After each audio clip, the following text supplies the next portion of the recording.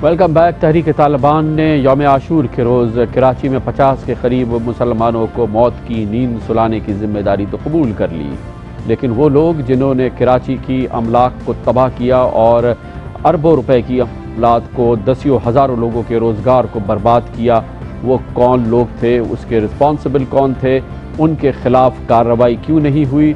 जब ये दहशतगर्दी के बाद उससे बढ़ गई दहशतगर्दी हो रही थी, पुलिस कहाँ थी? उन बलवाइयों के खिलाफ कार्रवाई क्यों नहीं कर रही थी? उनमें से किसी को भी क्यों नहीं गिरफ्तार किया गया? हवा में फायर क्यों ना किया गया? बराह रास्त बलवाइयों को पर फायर क्यों ना किया गया? कुछ ना किया गया तो एक टीयर गैस का शेल भी क्यों ना चलाया गया? ये वो सवालात हैं जिनके जवाब दरकार हैं, और उससे ज़्यादा अहम बात यह है कि अब किसी के खिलाफ ये सब कुछ ना करने पर कोई कार्रवाई भी नहीं हो रही है। जो लोग मजरूह हुए हैं, जो बर्बाद हैं, वो कहते हैं कि आग भी ना बुझाई गई। कोई क्राइसिस मैनेजमेंट का प्लान था? अगर इस किस्म की कार्रवाई होती तो उसके बाद क्या कुछ करना था? उसके लिए हुक्काम ने कोई तैयारी की थी? क्या इसके लिए कोई मरबूत मनसूबाबंदी की थी? दहशतगर्दी के वाक़यात तवातुर से कराची में 8 और 9 मुहर्रम को हुए। 10 मुहर्रम की तैयारियां क्या थी? इसके लिए क्राइसिस मैनेजमेंट क्या तैयारी थी? आग बुझाने के इंतजामात क्या थे? ये सब कुछ पूछने के लिए हमने स्टूडियोज़ में दावत दी है कराची के नाज़िम आला जनाब सैयद मुस्तफ़ा कमाल को। बहुत बहुत शुक्रिया मुस्तफ़ा कमाल साहब। लॉ इन्फोर्समेंट आपके पास नहीं है, लेकिन आग बुझाने की जिम्मेदारी आपके पास है, और ये आग लगी, बिल्डिंगों में आग लगी और दुकानों में आग लगी, बर्बादी हो गई। कहा यह जा रहा है कि फायर ब्रिगेड्स क्यों नहीं पहुंचे, उन्होंने आग बर वक्त क्यों नहीं बुझाई, और इब्तदाई तौर पर तकरीबन 2 घंटे तक ये आग जलती रही और इसके खिलाफ कार्रवाई नहीं हुई। जो लोग भी ये बात कर रहे हैं उनको शायद जो है वो सिचुएशन का थोड़ा सा इलॉजिकल सोच रहे हैं ना, पहले से ही जो है वो उनकी कॉन्स्पिरेसी कोई थ्योरी है। फायर ब्रिगेड को कहीं से कामरान भाई पहुंचना नहीं था। साल हा साल से सिटी डिस्ट्रिक्ट गवर्नमेंट कराची जो है वो आशूरे के जुलूसों पे और जुलूसों पे उनकी डिप्लॉयमेंट, आशूरे के जुलूस पे तो डिप्लॉयमेंट उस जगह पे होती है, पूरे उस रूट पे कई जगहों पे कैंप लगा के तमाम फायर ब्रिगेड जो उनको लोकेट किया जाता है। इस जगह पे 8 फायर टेंडर्स इस जगह पे मौजूद थे, और आप फुटेजेस में देख लें, उसकी टाइमिंग नोट कर लें, ब्लास्ट की टाइमिंग नोट कर लें, और जिस वक्त मेरी फायर ब्रिगेड की पहली फ्लीट उस जगह पे आग वाली जगह पे पहुंची है, 3 मिनट 32 सेकंड के अंदर हम वहां पर थे। हमको इतना एफिशिएंट नहीं है कि 3 मिनट में पहुंच जाते, इसलिए कि हमें कहीं से पहुंचना नहीं था। हम इत्तेफाक से जहां पे ये ब्लास्ट हुआ वहां पर हमारी डिप्लॉयमेंट थी, डीसीओ खुद मौजूद था जिसकी गाड़ी जलाई गई है वहां पे।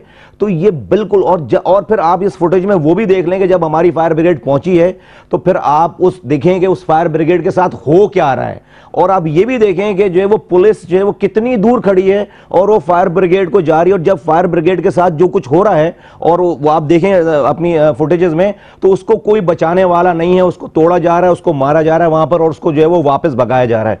जलाने वाले भी जो है वो सामने नजर आ रहे हैं, और जो है वो उसकी जलाने की कार्रवाई को रोकने वाले की एक्टिविटीज भी नजर आ रही है।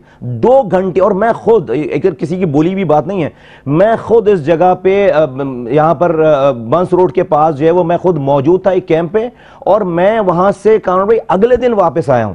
मैं पिछली गली में चला गया, सारा ऑपरेशन हमने वहां पर खुद वहां पर किया। एक चीज। नंबर 2, ये खारादर जो पुलिस स्टेशन है, बोल्टन मार्केट में जो खारादर पुलिस स्टेशन है, पुलिस स्टेशन की दीवार और मेरा एक फायर स्टेशन है वहां पे पूरा, उसकी दीवार एक साथ मिली हुई है। आप देखें कि पुलिस स्टेशन की चौकी के ऊपर भी चौकी होती है, पुलिस वहां पे अफसरान नीचे खड़े हुए हैं, सामने पूरा मजमा लगा हुआ है, और मेरी दीवार जो पुलिस फायर स्टेशन की दीवार है वो दीवार मिली हुई है पुलिस स्टेशन से, और वो मेरा फायर स्टेशन पूरा जल रहा है।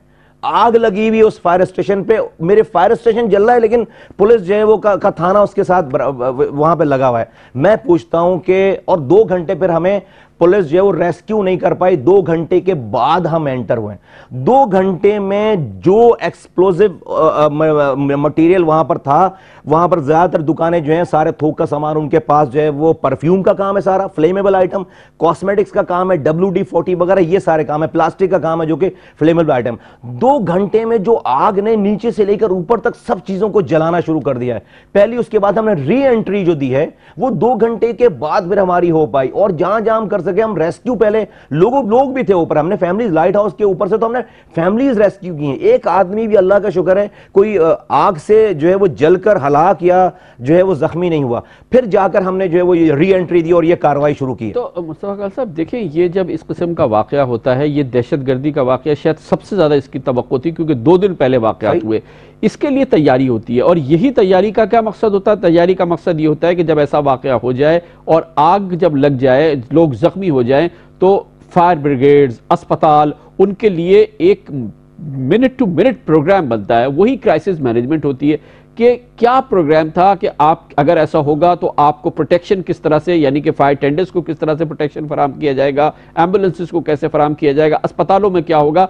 इसके लिए तो एक बड़ा वाज़ेह खाका बना होगा, एक कंटिजेंसी प्लान बना होगा। और वो बताइए वो कहां था? आप सिक्योरिटी एनालिस्ट नहीं हैं, लेकिन एज अ कॉमन सिटीजन जो कि लॉजिकल बात है, आप वो बात कर रहे हैं कानूनी, ठीक है। जो सिक्योरिटी ये काम करने वाले लोग हैं, जिनकी जिम्मेदारी, जो प्रोफेशनल्स हैं, मैं सिटी का मेयर हूं, नाजिम हूं, ये जितने भी आपने इंसिडेंट होने के बाद के जो आपने बातें की, fire brigade, medical facilities, rescue service सारी हमारे पास है। तो जो प्लान, जो हमें रेस्क्यू करने के लिए जो हमें रास्ता प्रोवाइड करते, जो अल्टरनेट बताते, या जो प्लान आफ्टर इंसिडेंट कोई तय होता, being mayor of this Karachi, being Nazim of Karachi, Nazim होते हुए मुझे किसी भी सिक्योरिटी और उसके सिक्योरिटी के हवाले से जो कोई मीटिंग होती है, मुझे ना तो किसी मीटिंग में बुलाया गया है, ना मुझे किसी मीटिंग के मिनट्स का पता है, ना हम तक कोई कम्युनिकेशन हुई है। मैं आम नोबडी, मुझे पता ही नहीं है बीइंग नाजिम के जी क्या प्लान हुआ है, किसने प्लान किया और कैसे प्लान किया है। ये सब कुछ जो हमने किया है, ये अपनी जो हमारी समझ में जो हमने अपने ऊपर डिप्लॉयमेंट की है। ये छोड़ दें, आज जो आपके पास फुटेजेस या जो सर्वेलेंस की जो है वो चीजें मौजूद हैं, जो कि लॉ एनफोर्समेंट एजेंसीज का काम है, ये भी हमने 2 सालों से बनाया हुआ है। और हमने पुलिस के सीसीपीओ को लेटर लिखकर ये कहा था कि भाई अपने किसी अफसर को 9-10 एसएसपी लेवल के आदमी को 9-10 मुहर्रम को बिठा दें, इसलिए कि हम देख तो सकते हैं लेकिन हम उसके मुस्तफा खालिद साहब दोबारा बताइए, ये कैसे हो सकता है कि इतना बड़ा ये जुलूस निकल रहा था? 8 और 9 मुहर्रम को दहशतगर्दी कितने बड़े वाकया हो चुके थे, इससे पहले इसके बाद कोई इजलास नहीं हुआ जिसमें आप गए हो, जिसमें क्राइसिस मैनेजमेंट की बात की गई हो, जिसमें इस निज़ाम को तरतीब दिया गया हो कि अगर ऐसा वाकया हो जाएगा तो उसके बाद क्या कुछ किया जाएगा। आखिर ये कैसे मुमकिन है? दिस इज बियॉन्ड गौरव जो है वो मैं आपके चैनल पे कहता हूं कि ना तो किसी मीटिंग में हमें बुलाया गया, ना तो और ना ही किसी मीटिंग की इंफॉर्मेशन हमारे पास आई। सिक्योरिटी के हवाले से होम डिपार्टमेंट, चीफ मिनिस्टर साहब ने या होम मिनिस्टर साहब ने या होम सेक्रेटरी ने या सीसीपीओ ने या आईजी साहब ने या डीजी रेंजर्स ने शायद कोई मीटिंग शायद की हो, लेकिन we are oblivious. I am oblivious. My department, city, district government Karachi had not taken on board, और हमें कुछ भी नहीं बताया गया, ना हमें जो है वो एतमाद में लिया गया। ये सब कुछ जो कुछ किया हमने, ये हमने अपने बलबूते पे अपनी चीजों पे किया। आपके पास फायर फाइटिंग के क्या अरेंजमेंट है इस वक्त? शहरी हुकूमत कितनी इक्विप्ड है जब ऐसी कोई सिचुएशन हो जाती है उससे निपटने के लिए?